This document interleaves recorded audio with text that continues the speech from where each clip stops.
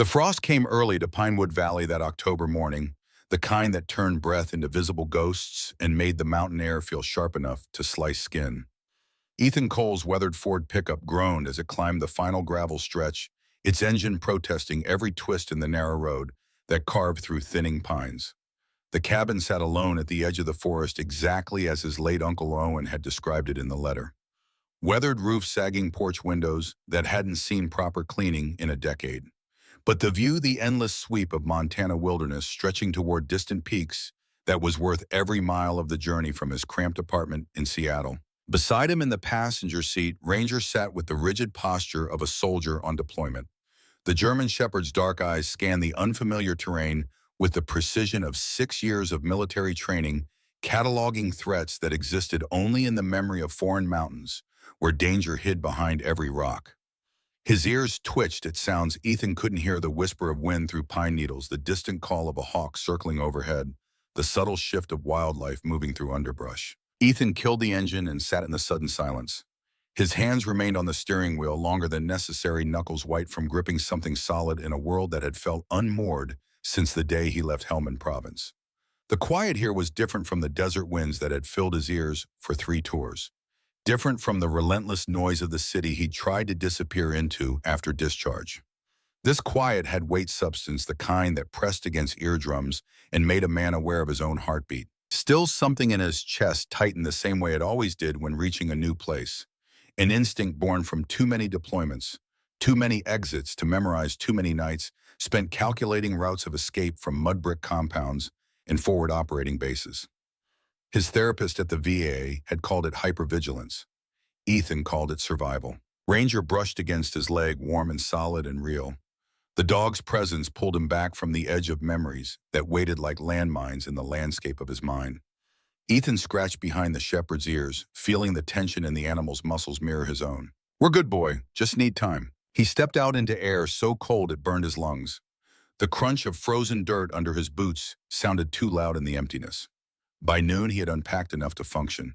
2 duffel bags of clothes, a footlocker containing everything the Marine Corps had let him keep, a battered notebook filled with sketches and measurements and calculations made during sleepless nights when the past became too heavy to carry alone. The valley stretched below, a patchwork of small farms and scattered homes connected by dirt roads that turned to mud in spring and ice in winter. Pinewood Valley claimed a population of 850 souls, though Ethan suspected the number included every dog, cat, and questionable livestock within the town limits. The kind of place where everyone knew everyone's business, where strangers stood out like bloodstains on fresh snow. He measured the ground around the cabin with movements that came from muscle memory deeper than conscious thought, hammering stakes into soil still soft enough to accept them, marking corners with surveyor's precision, though he had no formal training, only the lessons learned from constructing defensive positions in places where poor planning meant death. The design existed complete in his mind, had existed there since the night he made a promise to a dying friend under stars that looked nothing like the ones over Montana. Ethan didn't notice the first pair of eyes until he heard a truck slow near the fence line. An old Ford paint faded to the ghost of blue it had been decades ago.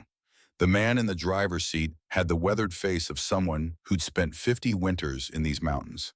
Graham Hollis, though Ethan didn't know the name yet. Just another local wondering about the stranger who'd inherited old Owen's property. "You settling in, Cole?" The greeting carried the careful pronunciation of someone who'd asked around, who'd learned the newcomer's name through the efficient gossip network that connected small towns. Trying to, Graham nodded toward the upright posts scattered like strange sentinels around the cabin's perimeter. "What's all that? It looks like you're building yourself a fort." Ranger trotted to Ethan's side, muscles tensing just enough to send a quiet message. The shepherd had learned to read people in compounds, where the difference between friend and threat could pivot on a gesture, a tone, the way someone's hand moved toward a pocket. This man meant no immediate harm, but Ranger's training didn't allow for assumptions. "Just a project. Something I need done before the cold hits." Graham laughed, a short, surprised bark that echoed off the tree line. "Cold hits, buddy. It's Montana. Cold's already here." He chuckled again as he drove off, the truck's engine fading into the distance. Ranger watched until even the dust had settled, then turned to Ethan with eyes that asked a question the dog couldn't voice. Ethan lowered a hand to the shepherd's head. "Let them talk." The next morning brought a different truck, this one carrying Graham's wife Sarah, and another woman whose name Ethan wouldn't learn until weeks later. They slowed to a crawl as they passed heads tilted together in whispered conference. Their expressions held the particular look small-town residents reserve for things they didn't understand and had therefore decided must be wrong. Ethan hauled a 10-foot log upright and began digging a hole deep enough to anchor it against winds that hadn't yet arrived but would come with the inevitability of sunrise. By day 3, the whole valley seemed to know.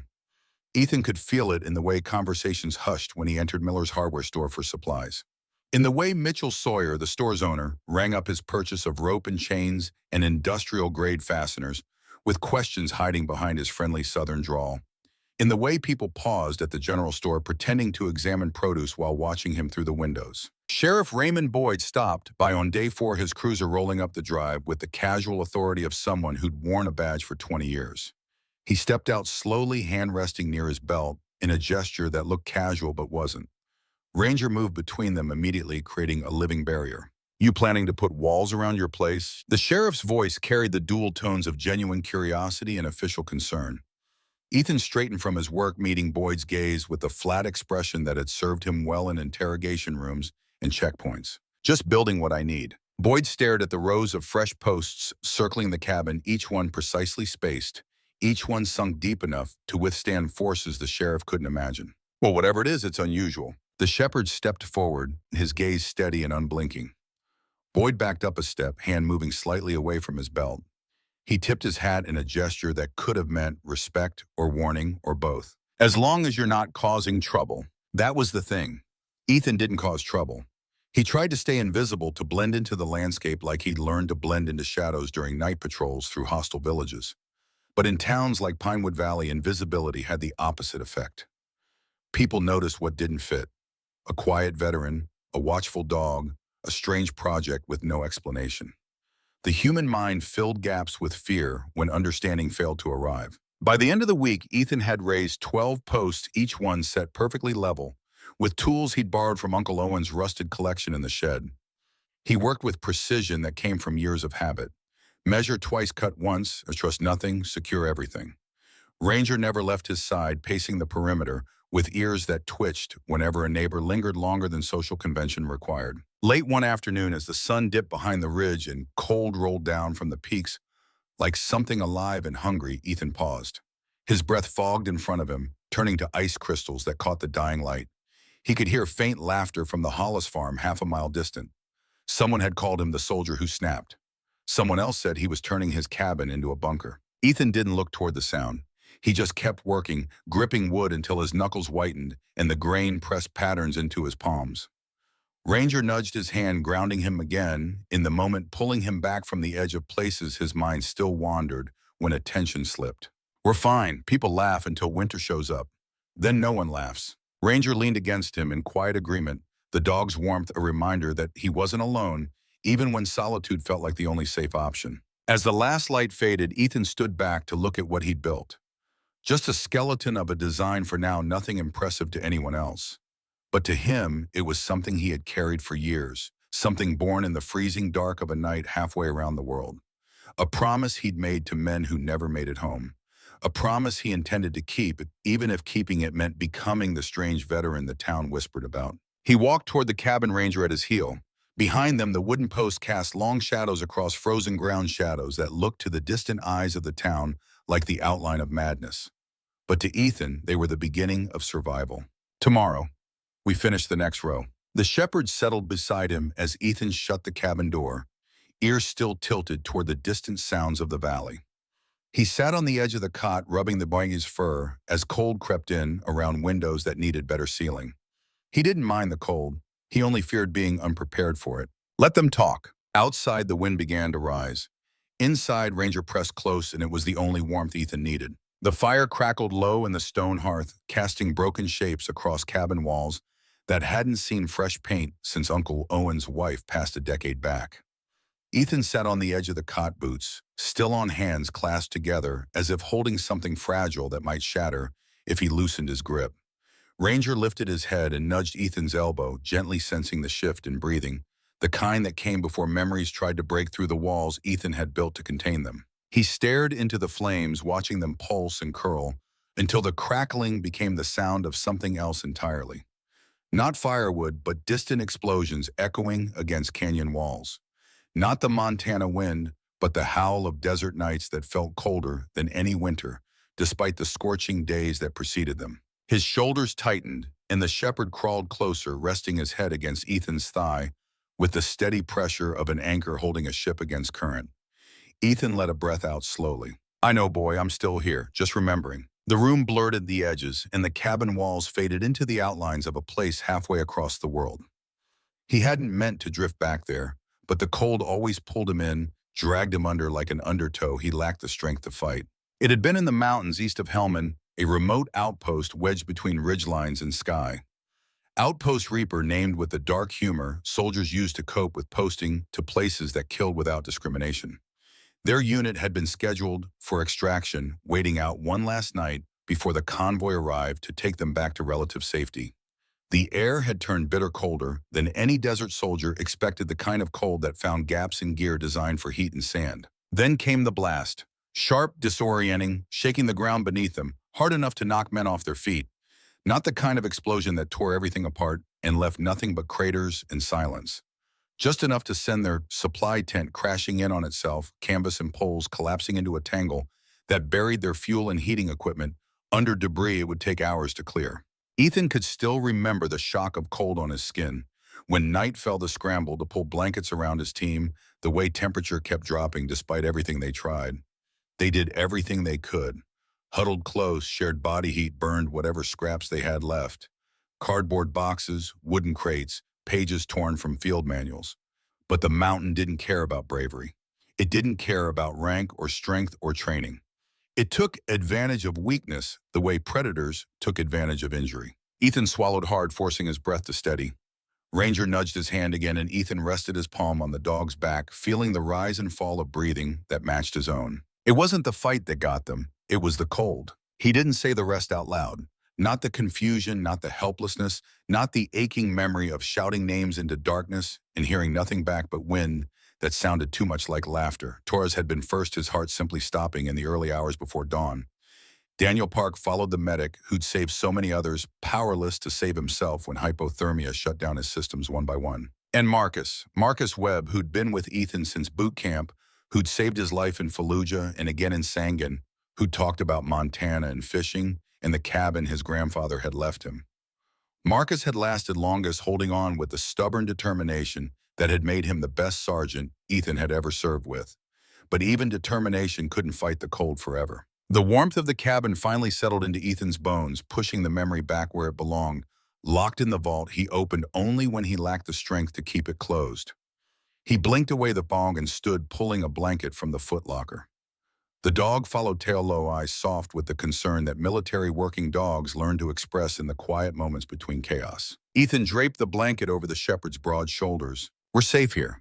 Different mountains, different winter." Ranger leaned into him, accepting the comfort but still watching with that steady focus that never fully relaxed. It was the same look he'd given Ethan in that frozen outpost, alert and loyal, and refusing to give up even when giving up would have been easier than continuing to fight. Ethan moved to the small table where he kept his tools and unfolded a worn notebook. Its pages soft from handling corners, bent from being carried in pockets through deployments and movements and the chaotic months after discharge. It held sketches he'd drawn months ago, shapes and angles and measurements, plans he'd drafted long before he knew he'd inherit this cabin, plans he'd made after too many sleepless nights replaying the cold creeping in while he lay helpless to stop it. He ran a finger over the page. Dry wood, that's where it starts. Ranger's ears twitched at the sound of Ethan's voice. He flipped to another sheet, one covered in calculations. Roof pitch snow, low drainage, structural support. He'd memorized every line, but reading it calmed him, gave him order in a world that felt perpetually on the edge of disorder. "People think I'm building a shed, but I'm building insurance. Insurance against the one thing I can't fight." He closed the notebook gently as if it were something sacred, a religious text containing truths that couldn't be spoken aloud without losing their power. A soft scraping sound came from outside, not loud, not threatening, just the crunch of boots on frozen ground. Ethan's posture shifted immediately, instinct coursing through muscles trained to respond before conscious thought could interfere. The shepherd rose too, positioning himself between Ethan and the door with the automatic precision of countless drills. A shadow paused outside the window, leaning closer as if trying to peek inside without announcing presence. Ethan reached for the lantern, turning the flame up just enough to cast clearer light without destroying his night vision. "Can I help you?" His voice stayed calm and steady, the tone he'd used at checkpoints when determining whether approaching vehicles carried farmers or fighters. The figure jerked slightly, caught off guard by being noticed. "It's just me, Cole, Graham Hollis." Ethan opened the door a few inches, enough for Ranger to stand shoulder to shoulder with him, enough to see, but not enough to invite entry. Graham stood with hands in his pockets, breath puffing white in the air that had dropped 20 degrees since sunset. "Didn't mean to bother you. Just saw the lights still on. Wanted to check if you were settling okay." Ethan knew the tone. Curiosity dressed as kindness, concern wrapped around nosiness, the way barbed wire wrapped around perimeters. Graham's eyes drifted past him, scanning the cabin interior with the efficiency of someone conducting reconnaissance. Ethan didn't stop him. Ranger did, letting out a low sound that wasn't quite a growl, but close enough to communicate boundaries. Graham stepped back. "Right, your dog. He takes guarding pretty seriously." He was trained to. The simple statement hung in the cold air between them. Graham rubbed the back of his neck, a gesture that spoke of discomfort he was trying to hide. "Well, we're a quiet town. Folks are talking, though, wondering what you're building out there. Something I need." "For what?" Ethan didn't answer. Ranger didn't blink. The silence stretched until Graham sighed, giving up on the question for now. "Well, good night, I guess." Ethan nodded and closed the door. The dog stayed at attention for several seconds before finally relaxing, settling back into position near the fire. Ethan knelt beside him, rubbing behind the shepherd's ears. "People laugh when they don't understand, boy. Let them. We've got a work to do." Ranger rested his head on Ethan's knee, dark eyes reflecting firelight. Outside, the wind howled harder, brushing against the cabin like a warning, a reminder that winter was coming, regardless of whether anyone believed in its capacity for destruction. Ethan knew. Winter didn't care how prepared the town was, but he cared. He cared more than he could explain to people who'd never watched good men die from something as simple as cold, who'd never made promises over cooling bodies, who'd never carried the weight of survival when survival felt like betrayal. And he wasn't going to let the cold win ever again. Not here. Not now. Not while he and Ranger were still standing. Morning crept into Pinewood Valley with pale, washed light that never seemed to fully warm the earth. Frost clung to every surface, turning grass into glass needles that cracked softly beneath Ethan's boots as he stepped outside. Ranger trotted beside him, tail low, but alert, nose twitching at scents drifting across the valley. Wood smoke, livestock, coffee brewing in distant kitchens. And something else Ethan had learned to recognize quickly. Attention. People were watching again. He didn't need to see them to know. It was the subtle shift in air, the way Ranger's ears angled toward the ridge road long before sound reached them, the prickling sensation on the back of his neck that combat veterans learned to trust more than their eyes. Ethan kept working, hauling another post toward the trench he'd dug the day before. He set it upright, muscles tightening as he lifted the heavy log into place. A truck engine idled nearby. Ethan didn't turn, but the shepherd did, stance straightening, tail stiffening into the rigid line that meant the dog had identified something requiring observation. Graham Hollis sat in the cab of his truck, window rolled halfway down. He pretended to check something on his dashboard, but his eyes never left Ethan's hands. A second car slowed too, Sarah Hollis driving her sister into town for errands that could apparently wait long enough to watch the strange veteran work. Ethan struck the post with the mallet, packing earth around the base with blows that sent hollow thuds rolling across the clearing. Each hit sent vibrations up his arms, grounding him in physical sensation that kept his mind from wandering to places it shouldn't go. Sweat gathered beneath his collar despite the cold. The rhythm calmed him, reminded him of simple things tasked with beginnings and ends, structures he could control. Voices drifted from the road, carried on wind that seemed determined to deliver every whispered word to his ears. "Graham says he's building a barricade. Looks like something out of Afghanistan. He's not dangerous, is he? Dogs like that, you never know." Ethan didn't flinch. He'd heard worse, endured worse, survived worse. Ranger growled softly, though a sound so quiet most people wouldn't notice, but Ethan did. He murmured without looking at the dog. "It's okay, let it go." But Pinewood Valley didn't let anything go. Not when it came to newcomers, and especially not veterans, who didn't smile enough or talk like normal folk, as Graham had, apparently, put it, over beers at McReady's bar. Rumor had a way of spreading through small towns, faster than wildfire, jumping from house to house, on phone lines and over coffee, and through the peculiar telepathy that seemed to connect communities where everyone knew everyone's grandparents. By lunchtime, it had already made its rounds. Ethan didn't need to be there to know. He could feel it in the looks he got when he went into town later for extra nails and rope and lengths of chain. Conversations dipped just low enough that he couldn't hear words, but loud enough that he knew the subject.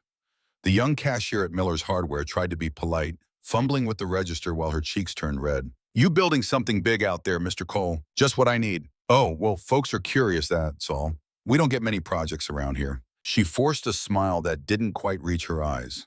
Ethan nodded once, gathered his supplies, and stepped out into cold that felt more honest than the warmth inside. Ranger waited by the truck, tail wagging once when he saw Ethan approach. The loyalty in that simple gesture softened the tightness in Ethan's chest. He scratched the shepherd's ear. "Only one opinion matters, boy." That afternoon, as he worked on crossbeams, more trucks drifted by. People didn't even pretend to hide their curiosity anymore. Windows rolled down, heads leaned out. Even kids pressed faces to glass, pointing at the man and dog, working in methodical silence. Ethan heard snippets carried by wind that seemed determined to ensure he missed nothing. "Looks like a fortress. He's scaring the kids. That dog's bigger than my nephew. The sheriff should talk to him." As if summoned by collective will, Sheriff Boyd's familiar cruiser rolled up the driveway that afternoon. He stepped out slowly, boots crunching on gravel. Ranger positioned himself protectively, not aggressive, but firm, in the way that made civilians nervous and fellow soldiers nod with understanding. "Easy there, big fella." Boyd held his palms out in the universal gesture of peace. Ethan dropped his hammer and wiped his hands on jeans that had seen cleaner days. "Something you need, Sheriff." Boyd glanced around at the posts, the lumber stacks, the tools lined up with military precision.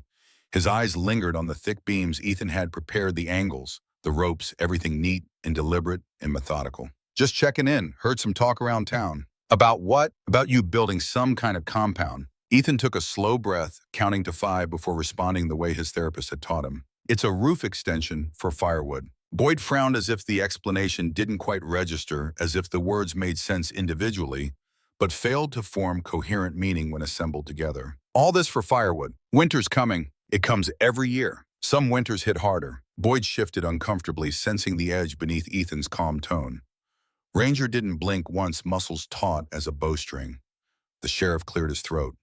"Well, just keep things safe out here. Folks got kids. Don't need them thinking you're building a bunker." Ethan nodded once. "Nothing dangerous happening here." Boyd paused, then added more quietly, almost gently. "People just don't know you yet, that's all." He drove off, leaving Ethan standing in the cold. Ranger brushed against his leg, sensing the weight pressing down on shoulders that had carried too much for too long.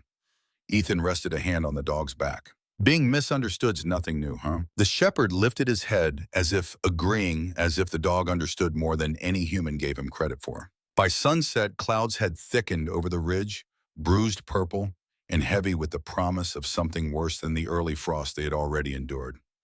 Ethan lit a lantern and kept working, determined to finish one more beam before dark made precision impossible. The cold dug into his knuckles, but he ignored it. Work steadied him, kept him from slipping back into places he didn't want to revisit, kept his hands busy, and his mind focused on problems that had solutions. Then he heard laughter, real laughter, sharp and unfiltered, and cruel in the way only teenage boys could manage. 3 of them stood by the fence line, pointing and nudging each other. Tyler Morrison and his friends, 17 years old and immortal, in the way youth made people before life taught them otherwise. "Look at that dude building a freaking fort. Bet he sleeps with one eye open like in the movies. Check out that dog. Looks like he'd tear your arm off." Ranger's body went rigid, every muscle tensing as training and instinct aligned. Ethan stepped forward, just enough for his voice to reach them without shouting. "This is private property." The boys froze. One mumbled something, and all 3 hurried off, stumbling over each other in their rush to leave their laughter dying in their throats. The shepherds stayed tense until they disappeared around the bend, watching the place where they'd been, as if expecting them to return. Ethan knelt beside the dog. "They don't know better. Doesn't mean we stop." Ranger nuzzled his hand, and Ethan felt the last of the tension fade from his own shoulders. He stood lantern lighting the rows of freshly set posts. In the eerie glow, the structure looked stranger than ever, half-built, skeletal, misunderstood. But Ethan saw what no one else did. He saw safety. He saw preparation. He saw a promise he refused to break, no matter how many people laughed or whispered or watched from trucks with engines idling. He looked toward the darkening ridge where wind whispered against trees, like a warning, like the voice of winter announcing its inevitable arrival. Let them talk. When winter comes, no one laughs. Ranger sat beside him, steady as a stone, watching the last light sink behind mountains that would soon be covered in more snow than the valley had seen in 50 years. And together they worked until stars came out, until frost made the tools too cold to hold, until exhaustion finally forced them inside where fire waited and warmth could be found, if only temporarily. Tomorrow would bring a more work, more whispers, more eyes watching from safe distances. But tonight they had done enough. Tonight they had moved one step closer to being ready. And in the end, being ready was all that mattered when winter came to collect its due from those foolish enough to face it unprepared. By dawn, Ethan was already back outside, breath turning to mist in the cold morning air that carried the metallic taste of approaching snow. A thin layer of frost shimmered across the half-built structure, catching early light like scattered glass fragments. Ranger padded beside him, leaving quiet paw prints in white powder that had fallen overnight, just enough to dust the world, but not enough to bury it. Ethan knelt and unrolled the large sheet of paper he'd kept folded inside his tool chest, weighted down with stones, so wind wouldn't steal it. The blueprint was worn at the edges, creased from years of folding and unfolding a plan he had carried long before he ever knew Pinewood Valley existed. Ranger leaned in, sniffing the paper as if it were part of their mission, as if understanding that this fragile document held the key to something important. This is it, the way it should have been done. Lines, angles, careful measurements crisscrossed the page in the neat hand of someone who'd learned that sloppiness in planning led to disaster in execution. The design wasn't complicated, but it was deliberate, every element serving multiple purposes the way good tactical planning always did. An extension of the roof wrapping, 3 sides of the cabin, wide enough to stack cords of wood, sloped enough to shed snow before weight became dangerous, reinforced enough to withstand forces that most people in the valley couldn't imagine and wouldn't believe until they experienced them firsthand. Ethan touched a finger to the page following lines he'd drawn in a Seattle apartment, while sirens wailed outside and neighbors fought through thin walls. Support beams here, gutter channels here, raised planks to keep the wood dry underneath. His voice softened, becoming almost reverent. No more freezing nights, not again. He felt Ranger's head press against his shoulder, the dog's steady presence keeping memories from rising too far, keeping him anchored to ground beneath his knees rather than sand and rock thousands of miles away. Ethan folded the blueprint and set it aside carefully. He had work to do, and dwelling on the past wouldn't build the structure that might save lives when weather turned from inconvenient to deadly. He began hoisting the side beams one by one, heavy logs he'd stripped and cut the week before with tools borrowed from men who whispered about him behind his back. The ropes strained as he pulled, muscles flexing under cold morning light that made his breath visible with every exertion. The shepherd watched every movement, pacing the perimeter with purposeful strides, a working dog trained to read danger, now reading the land and reading Ethan with equal attention. Each beam clicked into place with a dull thud that echoed satisfyingly across the clearing, filling air with the sound of progress, of forward momentum of creation rather than destruction. Ethan's breath grew heavier, but he kept going, driven by something deeper than mere determination. Structure brought clarity. Labor brought quiet. Every swing of the hammer carved away another piece of noise in his mind, the constant chatter of what-ifs and should-haves that haunted men who'd survived when others hadn't. Around mid-morning, the distant hum of a truck broke the calm. Ethan didn't have to turn around to know people were watching again. He could feel eyes on his back like physical weight, the pressure of judgment and curiosity and fear all mixed together into something that made his shoulders tense despite his efforts to ignore it. Graham Hollis's truck rolled slowly down the dirt road, stopping near the fence line with the deliberate casualness of someone pretending not to spy. This time, Graham wasn't alone. Mitchell Sawyer and Harold Kemp had ridden over on ATVs that sputtered and growled like mechanical beasts. They dismounted, talking to each other, but staring straight at Ethan's work with expressions that ranged from confused to concerned to openly hostile. Looks like some kind of military setup. Mitchell's voice carried clearly across the distance. Harold added his own observations, shaking his head as if witnessing something fundamentally wrong with the natural order of things. Doesn't make a lick of sense. Why not just build a regular shed? Graham shrugged, playing the role of local expert on the strange veteran who'd invaded their peaceful valley. Told you he's different. Too much time overseas will do that to a man. Ethan heard every word.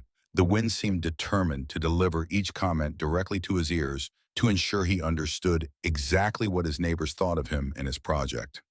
Ranger stiffened ears pinning back against his skull in the way that preceded aggressive action. Ethan snapped his fingers once soft and subtle, just enough to catch the dog's attention. He wouldn't let the shepherd escalate what people were already afraid of, wouldn't give them ammunition for the stories they were building in their minds. Graham finally cupped his hands around his mouth, calling across the distance, as if Ethan were deaf rather than deliberately ignoring them. "Hey Cole, what is all this?" Ethan secured the last beam before turning, taking his time, refusing to be rushed by curiosity or concern or whatever motivated these men to interrupt his work. "I'm building a roof extension." "For what firewood?" Mitchell raised an eyebrow, skepticism dripping from every word. Harold laughed, but it wasn't a kind laugh, wasn't the sound of shared humor between friends. It was the laugh of someone who'd already decided the punchline involved mental illness or paranoia or some other failing that made him feel superior. "A whole structure just for firewood. You expecting the apocalypse?" Man builds himself a fort and blames it on winter. Ethan didn't react. His face remained neutral, expression flat, giving them nothing to work with. But Ranger did react. The shepherd let out a short, low rumble that cut through cold air like a blade through silk. The men exchanged quick looks and took a step back, suddenly aware that the dog weighing 80 pounds of muscle and training might not appreciate their tone. Ethan wiped sweat from his forehead despite the cold and rested his hand on Ranger's back, feeling tension thrumming through the animal's frame. "I need my wood dry." Graham folded his arms across his chest, settling into the stance of a man preparing to deliver wisdom accumulated over decades of Montana winters. "This is Montana. Everyone's wood gets wet. You just deal with it." Ethan's eyes hardened, though his voice stayed level, controlled the tone of someone explaining simple facts to children who refused to learn. "Wet wood doesn't burn." Graham snorted, shaking his head. "Mine burns just fine." Ethan didn't answer. He turned back to the unfinished frame and lifted another beam muscles, straining under weight that felt lighter than the burden of trying to make people understand what they refused to see. The men stood there a moment longer, whispering among themselves before finally returning to their vehicles. Engines sputtered to life, then faded into distance, leaving only wind and the sound of hammer on wood. Ranger watched them leave with the patience of a sentry who knew his shift wasn't over until the threat had completely disappeared. Then he looked up at Ethan for direction, for guidance, for confirmation that they were proceeding correctly. "We keep working." The day stretched on, filled with the steady rhythm of construction. The rasp of the saw cutting through wood, the thud of the mallet driving posts deeper into earth, the creak of rope under tension. The shepherd fetched dropped tools without being asked, tugged small limbs out of the way when they interfered with progress, and kept watch with unwavering focus that never seemed to flag even as hours accumulated. By late afternoon, the skeletal frame had transformed into something more recognizable, more real. An arm of shelter, stretching from the cabin wall, forming the first completed side of what would eventually wrap around 3/4 of the structure. Ethan stepped back, rolling his shoulders where muscles throbbed in ways that felt familiar and almost welcome reminders that his body still worked, still functioned, still served purposes beyond carrying memories. For a moment, he allowed himself the rare feeling of pride. Not for impressing anyone, not for proving doubters wrong, but for building something that mattered. Something that could save lives when winter showed its teeth. Ranger sat beside him, chest rising and falling in slow, steady breaths. The dog nudged his hand once, reminding him he wasn't alone, even when loneliness felt like the natural state of existence. "Good work today." Just as he said it, the wind shifted sharp and sudden, carrying cold from peaks still invisible under cloud cover. Clouds rolled over the mountaintops like dark smoke pouring from unseen fires. A chill swept through the clearing that had nothing to do with temperature and everything to do with the way air pressure changed before storms, the way the world held its breath before violence arrived. Ethan lifted his head, scanning the horizon with eyes trained to read weather patterns in places where storms meant the difference between mission success and body bags. Ranger sensed it too. The shepherd stood, ears pricked forward, staring into the thickening gray sky with an intensity that made the hair on Ethan's arms stand up. "Storm's coming sooner than I thought." He gathered his tools while the dog circled the perimeter uneasy, in a way that working animals only became when instinct screamed warnings that humans were too civilized to hear. The air had changed, transformed from merely cold into something with weight and purpose, something that pressed down on the valley like a hand settling over prey. Ethan rested a hand on Ranger's back, feeling muscles bunched tight beneath fur. "We need to finish this before winter hits hard." The shepherd pressed against him in silent agreement, dark eyes reflecting clouds that promised snow, measured in feet rather than inches. And as wind curled around the frame of the unfinished shelter, rattling beams like bones, Ethan knew one thing for certain. People could laugh at him all they wanted. People could whisper and watch it and spread rumors about the crazy veteran building fortifications against imaginary threats. But when the storm came, nobody would be laughing. Not anymore. The next morning rose with uneasy stillness, the kind that made air feel heavy, even before sun cleared the ridge. Ethan stepped onto the porch with Ranger at his side, mug of coffee, warming hands scarred from years of gripping weapons, in places where comfort was a luxury no one could afford. The horizon was swallowed in a low wall of gray clouds, stacked so thick they looked carved from stone rather than water vapor. The shepherd stared at them, two ears stiff, nose tilted toward wind, as if it carried warnings only he could decipher. Ethan sipped coffee, but it tasted different, bitter and metallic, like the sense of old instincts stirring in the pit of his stomach. He recognized that feeling. He'd felt it overseas more times than he cared to count. The silence before danger, the sky tightening before the storm, the world leaning forward to whisper, "Pay attention to those smart enough to listen." Ranger pressed against his leg tail, unmoving body communicating what words couldn't. "You feel it too, huh? Yeah, something's coming." By noon, the wind had shifted completely. Colder, sharper, rolling down mountains with the unmistakable bite of deep winter arriving months ahead of schedule. Ethan knew enough to trust the signs that civilians dismissed as superstition or coincidence. Animals moved differently, behaviors changing in response to stimuli invisible to human senses. The birds that normally perched on high pines had vanished overnight, the valley suddenly silent of their calls. Even the deer seemed restless, pacing along tree lines and lifting their heads like they were waiting for something they couldn't see but knew was coming. Ethan worked faster, tightening the last support beam on the second side of the roof extension. His shoulders ached, and the old injury in his clavicle stung every time he lifted the mallet legacy of an IED that had killed the man standing next to him, but only wounded Ethan enough to earn a Purple Heart and 6 weeks of physical therapy. But he didn't slow down. Winter didn't negotiate. Winter didn't grant mercy to those who asked nicely.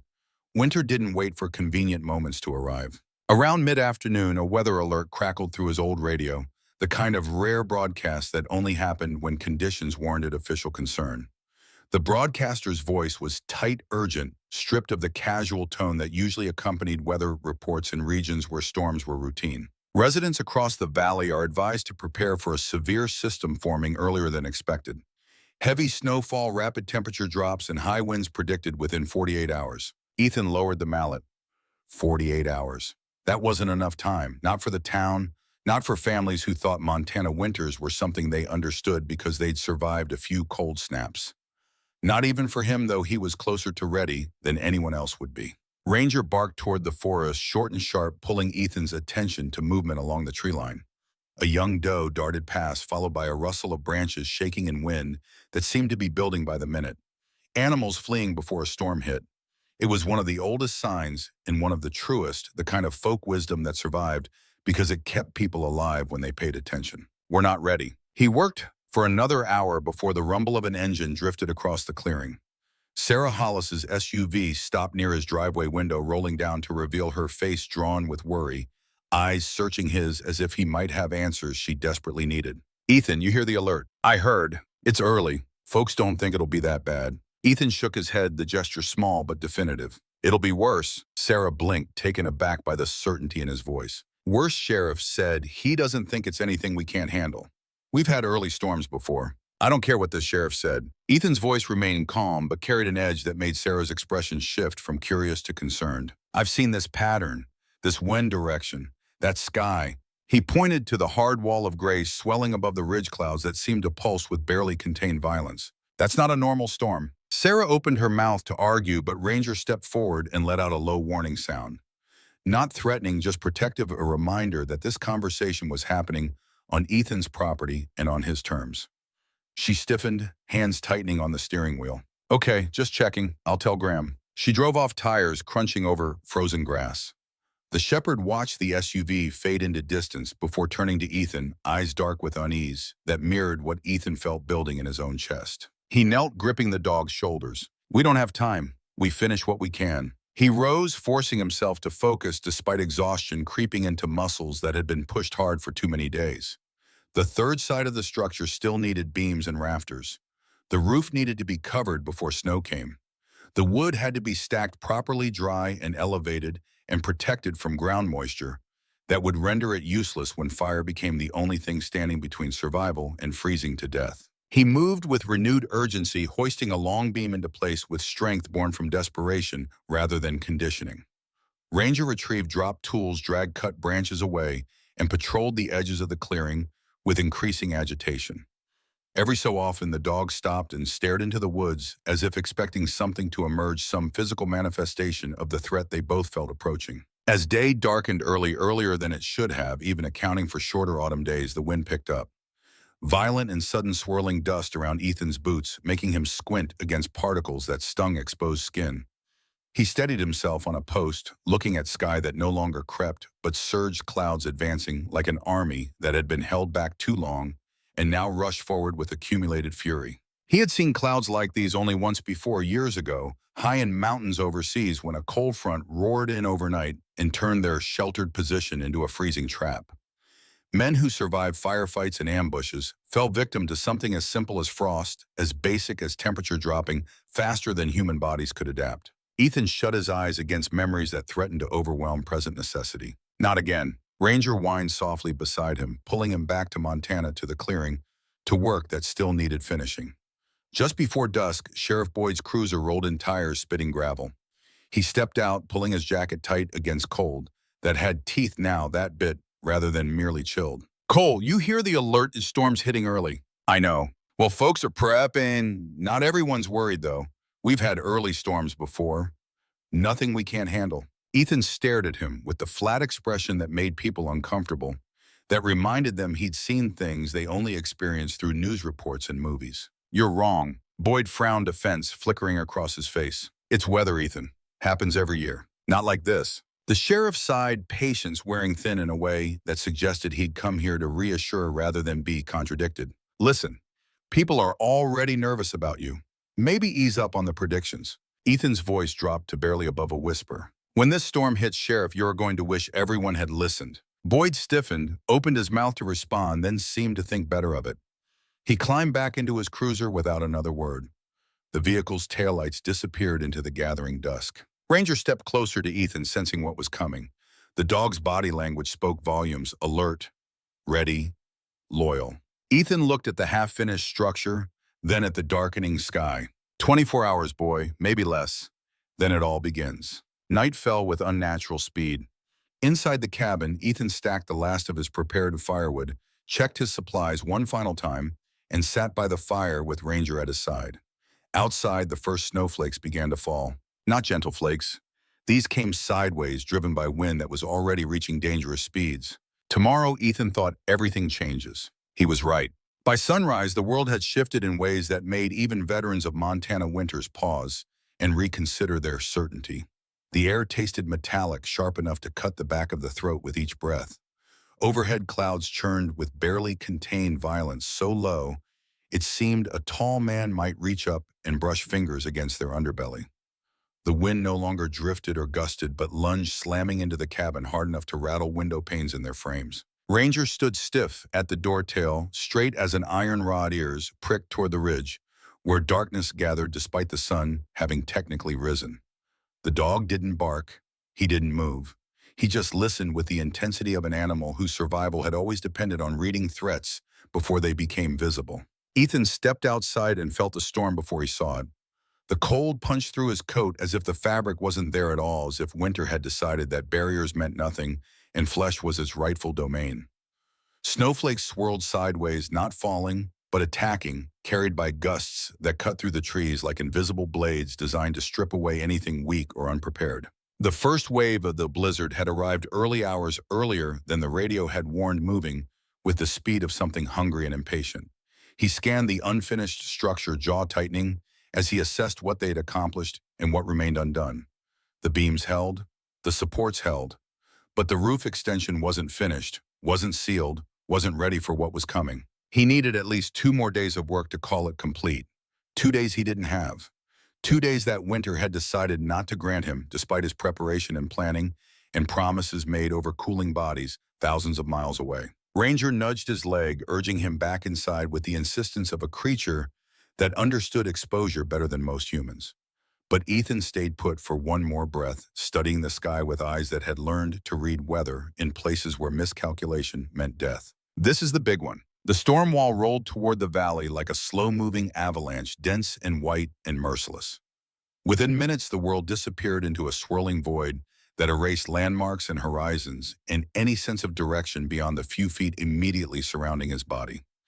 Ethan grabbed what supplies he could reach and bolted back into the cabin, with the shepherd at his side, both of them moving with the coordinated urgency of a team that had trained together through scenarios just like this. He slammed the door shut, securing the latch as wind roared against the frame, hard enough to make wood groan in protest. Inside, the fire fought desperately to stay alive, flames flickering, as drafts found gaps in walls never designed to withstand assault of this magnitude. Ethan fed it dry logs from the stack he'd prepared months ago, back when Seattle still felt like home, and Montana was just a name and a letter from a dead uncle he barely remembered. Flames rose, filling the small space with heat, but cold pressed through the walls like something alive and determined. Ranger paced the floor, nails clicking on wooden boards. He kept glancing at the door, flinching each time wind struck it, hard enough to shake hinges designed for gentler weather. "It's okay, boy. We're safe." But he wasn't sure. Not with the storm hitting this early, this hard, with this level of violence that suggested nature had been holding back until now, and had finally decided to show what it was truly capable of when restraint was abandoned. Hours passed. The blizzard pounded in relentless waves that made the previous night's wind seem gentle by comparison. Snow piled against the door, against the windows, against the unfinished structure outside that Ethan could no longer see through the white chaos. He checked the roof line through frosted glass and saw the wood extension shaking under assault that tested every joint and beam.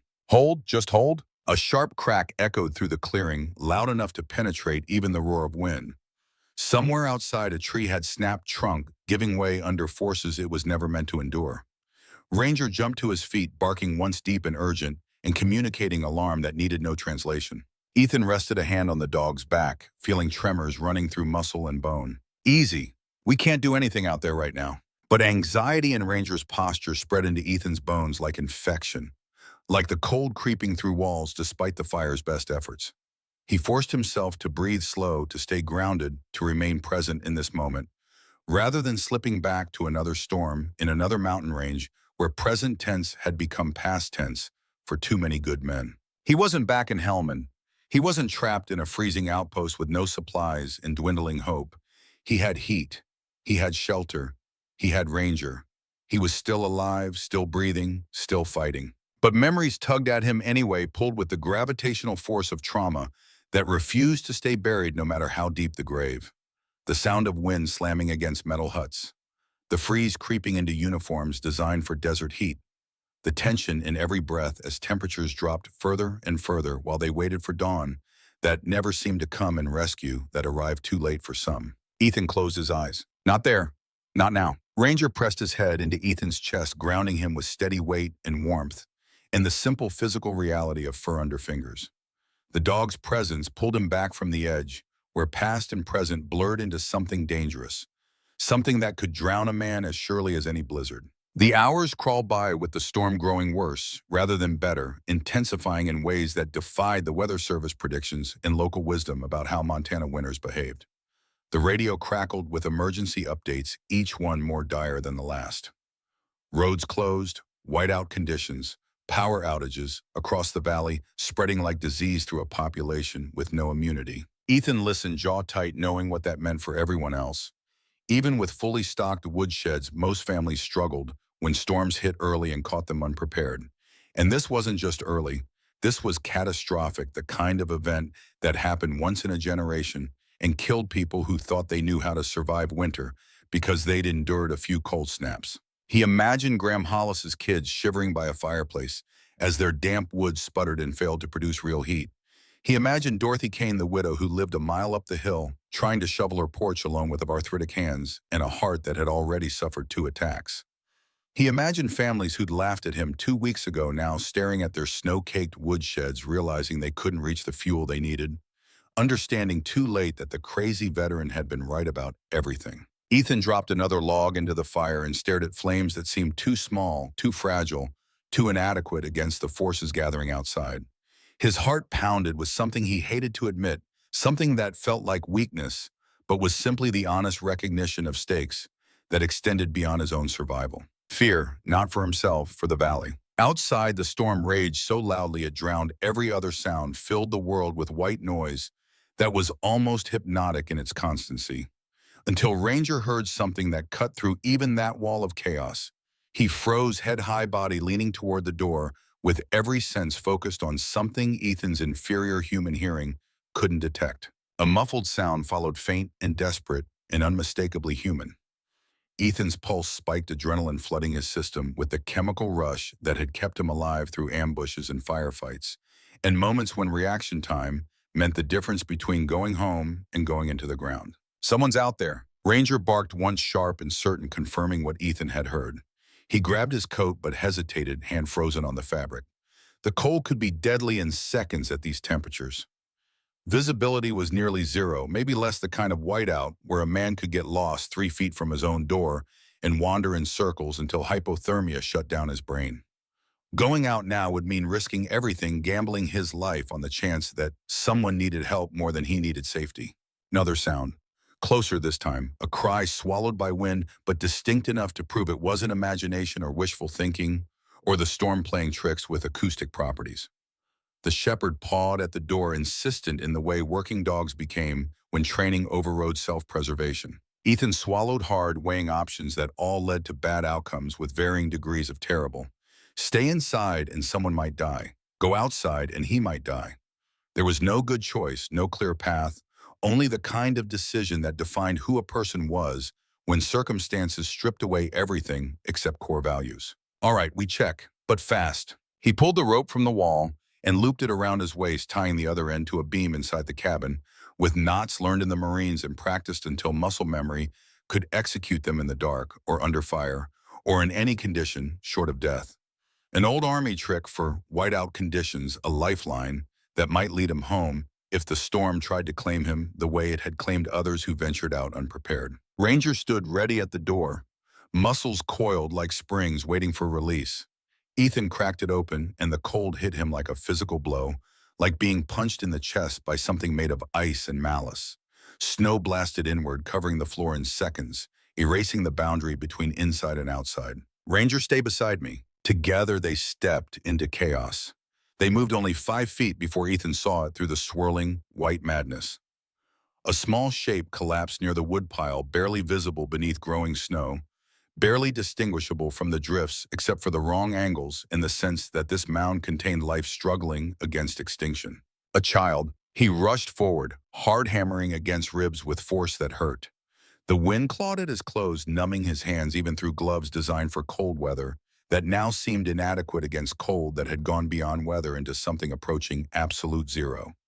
Ranger bounded ahead, barking urgently, leading the way with senses that functioned where human perception failed.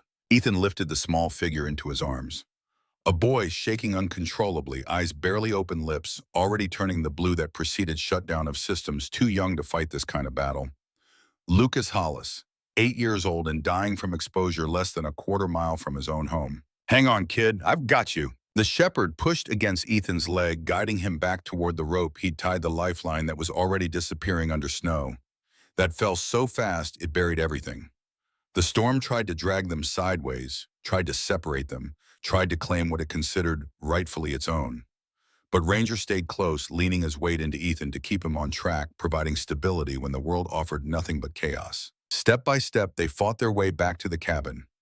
Each movement took everything they had required, focus and strength and determination that came from places deeper than muscle or bone. Ethan kicked the door open, stumbled inside, and shut it behind them with force that rattled the frame. The sudden warmth felt unreal, like stepping from one world into another, like crossing a threshold between death and life that was measured in inches rather than miles. He lowered the boy near the fire and covered him with blankets, hands moving with the automatic efficiency of training that never fully left, no matter how many years passed since active duty. Ranger sat beside them, snow melting from his fur and pooling on the floor, eyes locked on Ethan as if asking what came next, what the plan was, how they would handle what was clearly just the beginning. Ethan ran a hand through his hair, chest heaving with exertion and fear, and the awful knowledge settling over him like a shroud. The storm had found its first victim, and it wasn't even at full strength yet. This was just the opening movement of a symphony that would play for hours or days, building toward a crescendo that would test everyone in the valley. Outside, wind screamed against cabin walls with voices that sounded almost human, almost intelligent, almost like the storm knew what it was doing and enjoyed the hunt. Ethan stared into the fire, knowing the truth that weighed on his shoulders with crushing force. This storm wasn't just dangerous, it was deadly, and Pinewood Valley wasn't ready. None of them were ready except the one man they'd called crazy, the veteran. They'd laughed at the outsider they'd rejected. And now their lives depended on him, on Ranger, on the structure he'd built, and the preparation he'd made, and the promises he'd sworn to keep no matter the cost. The boy lay wrapped in blankets by the fire, trembling less now that warmth had finally reached him, after coming so close to a cold that was permanent. His cheeks flushed from frost, but his breathing had steadied into something that sounded human, rather than the shallow gasp of a body shutting down system by system. Ethan wiped melting snow from the child's hair, while Ranger curled protectively at his feet, warming him with quiet devotion that asked nothing in return. A soft groan escaped the boy's lips, consciousness returning in stages. "Mr. Cole." Ethan leaned closer, voice gentle in a way it rarely was with adults. "You're safe, son. What's your name?" "Lucas." The name came out cracked, broken by cold that had damaged more than just skin. "I got lost. Dad told me to get wood, but the wind, I couldn't see anything." Ethan's jaw clenched, anger rising not at the boy but at circumstances that had put a child in this position, at adults who hadn't prepared properly, at a community that had ignored warnings because comfort was easier than vigilance. Another woodshed too far from the front door. Another child nearly taken by cold that didn't care about age or innocence or potential futures cut short. "Your dad know where you are?" Lucas shook his head weakly. "I tried calling. Phone died. Mom's with my sister. Dad's trying to dig out the shed." The shepherd whined, sensing the boy's distress, responding with the empathy that made working dogs into partners rather than tools. Ethan swallowed hard against the panic Graham and Sarah Hollis must be feeling right now, calling a name that one swallowed, searching for a son who might already be dead if luck and timing had been slightly different. He stood and crossed to the radio on the table, adjusting dials that crackled with static and fragments of emergency warnings. No personal messages, no way to reach individual homes. The storm had severed communication, along with power, had isolated every family into their own private battle against elements that gave no quarter. His cell phone showed no signal, just empty bars mocking the illusion that technology made people safe. Lucas wasn't the only one cut off from help. The entire valley had been thrown back to a previous century where survival depended on preparation and luck, and the kindness of neighbors who might or might not be in position to offer aid. Ranger lifted his head, ears twitching toward the door. The storm was still intensifying, still building, still gathering strength like a living thing that fed on cold and fear. Snow slammed against the cabin with such force that windows groaned under pressure they were never designed to withstand. Ethan knelt, checking the boy's pulse again. Steady, normalizing, color returning to skin that had been gray with approaching death. He wrapped another blanket around small shoulders. "We'll get you home. Just not yet." Outside, a muffled boom rippled through the storm. Not thunder, but something heavier, more solid. A large branch hitting the ground, or a structure failing under weight that exceeded engineering tolerances. The dog shot to his feet and barked twice deep and sharp, the alarm that meant immediate threat requiring attention. Ethan moved to the window, brushing frost aside with fingers that were still cold despite being indoors. The world outside was so white and violent that even shapes only a few feet away, blurred into nothing, became suggestions rather than certainties. But through the chaos, he saw a faint orange flicker in the distance, dying porch light at the Hollis home barely visible through the storm like a candle guttering in wind. Graham. If Lucas had nearly frozen Graham's, other kids might be in danger too. Might be huddling around a fire that was failing because wet wood didn't burn no matter how much people wanted it to. Ranger barked again, more urgent now, demanding action rather than observation. Ethan paced once, fighting the instinct, screaming at him to act immediately. He had to think, had to plan, had to approach this like the tactical situation it was, rather than rushing in on emotion and getting himself killed in the process. He turned to Lucas. The boy was drifting into exhausted sleep, his color better, his breathing steady. Leaving him alone wasn't ideal, but keeping him warm and safe was the priority. Carrying him through the storm to parents who might be anywhere would be nearly impossible and might kill them both. The shepherd nudged Ethan hard, a push that communicated urgency more clearly than words ever could. Ethan looked at the dog, seeing in those dark eyes the reflection of his own conflict. I know someone needs help. But he couldn't just run into a blizzard blind, couldn't repeat the mistakes that had cost lives in Helmand when panic replaced planning. Not like before, not when the storm could disorient him in seconds, could turn him around until he walked away from safety rather than toward it. He reached for the rope again, the same lifeline that had saved him and Lucas, and wound it around a support post inside the cabin. The length was limited, maybe 100 feet, which meant he could only move so far before the tether ran out.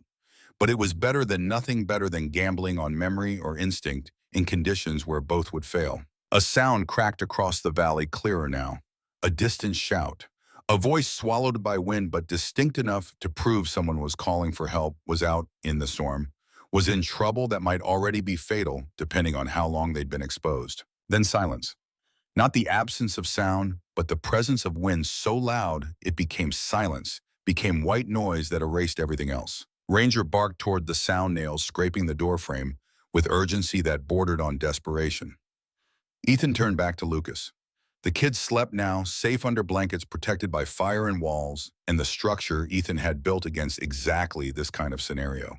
He placed a second log on the fire, checked that heat would last, made the calculations that would determine whether he came back alive or joined the statistics of people who died trying to help others. Then he moved to Ranger, gripping the harness with hands that trembled slightly despite his attempts at control. All right, partner. We check, but we don't go far. He grabbed the rope, secured it around his waist with knots that wouldn't slip, clipped the other end to the dog's harness, creating a physical connection that might be the only thing keeping them alive in the next hour. And opened the door to a world that wanted them dead. The storm slammed into them instantly, a wall of wind and snow and cold that felt personal, felt directed, felt like nature had singled them out for special attention. Ethan leaned into it, boots sinking into drifts that rose almost to his knees. Ranger moved ahead in careful steps, nose testing air between gusts, searching for scent trails that existed despite conditions designed to erase them. Ethan shouted over the storm, voice barely carrying 3 feet. If anyone's out here, call out. The wind swallowed his words, consumed them like they'd never been spoken. A moment later, a faint cry reached his ears, muffled and weak, and coming from a direction that was impossible to determine when the world consisted of nothing but swirling, white chaos. Ranger lunged toward it, nearly pulling Ethan off balance with the sudden movement. Ethan tightened the rope, bracing his stance against forces that wanted to tear them apart. Slow, boy, slow. They pushed through the whiteout step by struggling step, each one requiring conscious effort and strength that came from reserves he hadn't known still existed. Until a shape appeared collapsed near the base of a snow-loaded pine, whose branches hung low enough to brush the ground. Ethan hurried forward as much as conditions allowed, brushing snow away with gloved hands that were already losing feeling. Graham Hollis. His jacket was covered in ice hood, ripped away by wind hands, raw and trembling in that particular way that preceded frostbite and worse. But he was conscious, barely eyes focusing on Ethan with an expression that cycled through confusion to recognition to something that might have been shame. Ethan, the shed, snow, roof gave in. I tried, my kids. I couldn't. Graham's words came out fractured, broken by chattering teeth and cold that had penetrated deep enough to affect speech. Ethan caught his shoulders, steadying him against wind that wanted to knock them both down. You're okay, you're safe now. Graham shook violently, the tremors that came when the body burned its last reserves, trying to generate heat that refused to come. I can't reach the house. I can't see. The shepherd whined, circling them, anxiously aware that time was running out faster than any of them wanted to acknowledge. Ethan assessed the situation with the quick calculation that combat had taught him. Graham could walk with support. The storm was worsening. Lucas was inside. Ethan couldn't leave either of them out here to while he made multiple trips.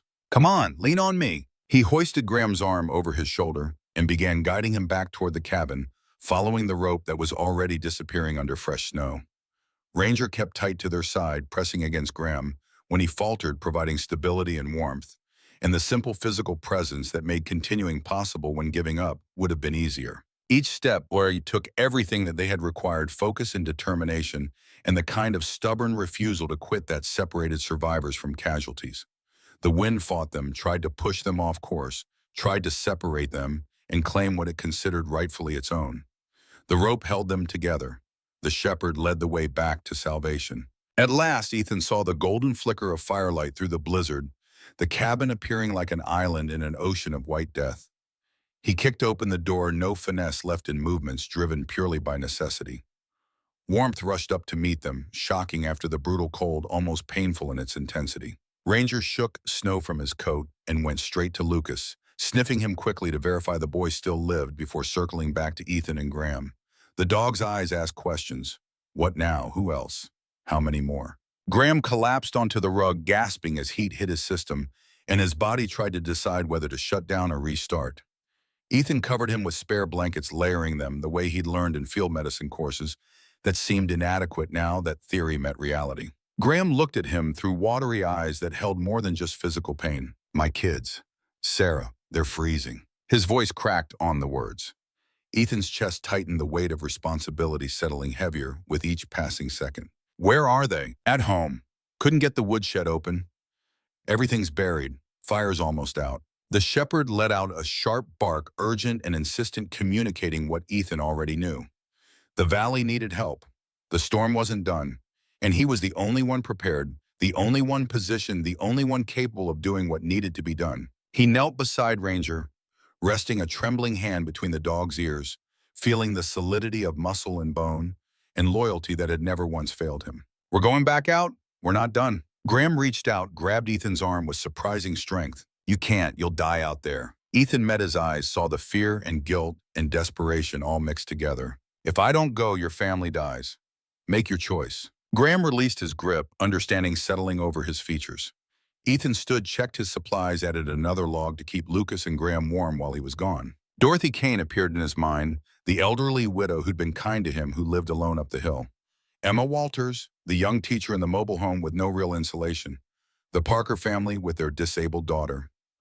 All of them unprepared, all of them in danger. Outside, the storm howled like a living thing, like something with consciousness and intent and hunger that wouldn't be satisfied until it had taken everything it could reach. Inside, Ethan tightened the rope, grabbed his coat, and prepared to walk into danger once more. Not for himself, not for glory or recognition or gratitude, but for the valley that had doubted him, for the community that had rejected him, for the promise he'd made to a dying friend that winter would never win again, as long as he drew breath and had strength to fight. Ranger stood ready, injured, but unbowed, exhausted but determined. They would answer calls no one else could hear, would venture into conditions no one else would survive, would prove that preparation and courage and the bond between a man and his dog could stand against forces that seemed unstoppable. The next 6 hours became a blur of white and cold and desperate rescues. Ethan and Ranger made trip after trip into the blizzard, each one more dangerous than the last, each one pushing them closer to the edge of what their bodies could endure. They found Dorothy Kane collapsed on her porch, hypothermic but alive, and carried her back to the cabin, where warmth and blankets slowly brought color back to her ancient skin. They discovered Emma Walters in her mobile home, the structure shaking so violently it seemed ready to tear apart, and guided her through drifts that came up to her waist until safety was reached. They located Mr. Harrison, the 72-year-old neighbor, unconscious in his unheated house, and dragged him to the cabin, where Dorothy helped revive him with hot water and prayers whispered in a voice that shook with cold and fear and gratitude. Each rescue took pieces of Ethan and Ranger that couldn't be recovered. Frostbite crept into Ethan's fingers despite the gloves. The old injury in his shoulder screamed with every lift and carry, his vision blurred at the edges from exhaustion and exposure. But he kept going because stopping meant death for someone somewhere who was counting on help that might never come if he gave up. Ranger fared no better. The shepherd's paws bled from ice that cut like glass. His limp grew more pronounced with each trip, but the dog never hesitated, never balked, never showed anything except the unwavering determination that had made him a military working dog in the first place. By the time they stumbled back to the cabin with the last rescue, 17 people were crowded into a space designed for two. The fire roared, blankets covered shivering bodies. Children huddled together for warmth, while adults took turns feeding logs into flames that meant the difference between life and death. Ethan collapsed against the wall, unable to stand anymore, unable to do anything except breathe and try to keep his eyes open. Ranger limped over and collapsed beside him, resting his head on Ethan's lap, with a sigh that spoke of exhaustion deeper than physical tiredness. Graham approached, knelt down, looked Ethan in the eye. "You saved us. All of us. The whole town would be dead if not for you." Ethan shook his head weakly. "Ranger saved you. I just followed him." Graham glanced at the dog, then back to Ethan. "We were wrong about you. All of us. We thought you were crazy, but you were the only sane one here." Sheriff Boyd pushed through the crowd, his expression transformed from skepticism to something approaching reverence. "Cole, I owe you an apology. Hell, we all do." Ethan closed his eyes, too tired to respond with words. But his hand found Ranger's fur, stroked it gently, communicated everything that needed to be said through that simple touch. The storm raged for another 12 hours, but inside the cabin, warmth held. Food was shared. Stories were told. Children fell asleep knowing they were safe. And slowly, gradually, the people of Pinewood Valley began to understand what Ethan had known all along. Winter didn't care about pride or stubbornness or refusal to prepare. Winter only cared about taking what it could get. And the only defense was readiness, community, and the courage to help even when help seemed impossible. When dawn finally broke and the storm began to weaken, the valley emerged into a world transformed. Snow covered everything in drifts that reached second-story windows. Trees bent under impossible weight. The landscape looked alien, hostile, deadly. But 17 people were alive who wouldn't have been without one veteran and his dog. A week later, after roads were cleared and power restored and life began returning to normal, the town held a meeting. Ethan was asked to speak. He stood before the gathered residents, Ranger at his side, and the words came easier than he expected. "I didn't build that structure because I was paranoid. I built it because I made a promise to a friend who died in my arms from cold just like what we experienced. Marcus Webb. He made me swear I'd never let winter win again, that I'd be ready, that I'd help others be ready." He paused, gathering himself. "You laughed at me, whispered about me, called me crazy, and I don't blame you. I was a stranger. I didn't explain myself. But now you know, now you understand." Graham stood up. "We want to learn. Teach us how to build what you built. Show us how to prepare. Make sure this never happens again." One by one, others stood. Mitchell, Sarah, Boyd, Emma, Dorothy, until the whole town was on their feet, applauding, asking for help, offering to help each other. Ethan looked down at Ranger. The dog looked back, tail wagging slowly as if to say, "We did it, partner. We kept the promise." 3 months later, 12 families had built their own wood storage structures based on Ethan's design. The town had established emergency protocols. Community supply caches were created. And Ethan Cole was no longer the strange outsider, but the man who'd saved Pinewood Valley. He sat on his newly repaired cabin porch one evening in early spring, watching the sun set over mountains that looked gentle now, almost kind, though he knew better than to trust appearances. Ranger lay beside him, fully healed, content, in the way dogs became when they knew they'd served their purpose well. "You know what, boy? I think we found home." The shepherd's tail thumped against the wooden planks. "Yeah, me too." And for the first time since Marcus Webb died in his arms, Ethan Cole felt at peace. Winter would come again. It always did. But next time the valley would be ready. Next time no one would laugh. Next time they'd all remember the veteran and his dog who'd kept a promise and saved them all. Marcus, Ethan thought, looking up at stars that were just beginning to appear. "I kept my word. Winter didn't win. It never will again." Somewhere in the distance, a wolf howled. Ranger's ears perked, but he didn't move, didn't need to, because the threat wasn't real and the battle was over. They'd survived. They'd helped others survive. They'd proven that preparation and courage mattered more than skepticism or fear. And that was enough. That was more than enough. It was everything.